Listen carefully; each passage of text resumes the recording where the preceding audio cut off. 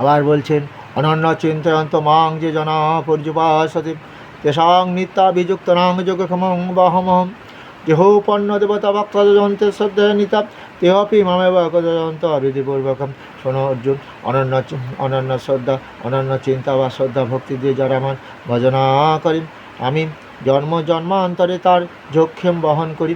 আমাকে পাবার জন্য যোগ সাধনা করেছিল, আমি আবার পরজন্মে যখন নূতন করে দেহ তৈরি করে দেব, তখন সেই দেহ আবার কি করব, আবার সেই দেহ আমারই যোগ সাধনা ভজনা করবে। এইভাবে জন্ম জন্মান্তরে ভজনা করতে করিতে সে আমাকে লাভ করবে। অর্থাৎ ওই দেহ থেকে আমার ভজনা করিতে করিতে কাম ক্রোধ লোভ ষড়রিপু, যেমন আমার ভক্ত সুদামা, সে শুধুই বলছ জয় শ্রীকৃষ্ণ, জয় শ্রীকৃষ্ণ, জয় শ্রীকৃষ্ণ, অর্থাৎ এই কৃষ্ণ নাম ছাড়া সে কিছুই জানত না। এইভাবে সে আমার ভক্ত হয়ে যাবে। এইভাবে আমি তাকে যেমন সুদামাকে উদ্ধার করেছিলাম, সেই আমার ভক্তকে উদ্ধার করব। তাই অর্জুন, তোমরা যে নানান দেবদেবীর পূজা করো, সেই পূজা কিন্তু আমি পাই, কিন্তু সরাসরি তো তোমরা আমারে পুজো করতে পারো না, আমি তোমাদের উদ্ধার করিতে পারি না। তাই কী করে উদ্ধার করবো? তুমি তো আমাকে আসছো না।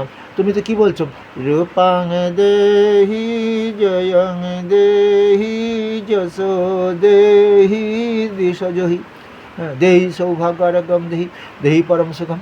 তুমি তো সরাসরি আমাকে আসলে, হ্যাঁ, কিন্তু এই রূপ জন সৌভাগ্য যা চাইছো, আরোগ্য চাইছো, ওটা তো প্রকৃতির নিয়ম অনুযায়ী হবে না। কারণ এই দেহ দিয়ে ওই ধন একদিন তুমি ভোগ করতে পারবে না। কেন?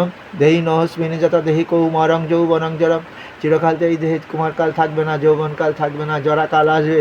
তখন তো পাকস্থলী থেকে গ্যাস্ট্রিক জুস কমে যাবে, বিটা কোষ থেকে ইনসুলিন হরমোন কমে যাবে, এবং লিভার থেকে পিত্তক্ষরণ কমে যাবে।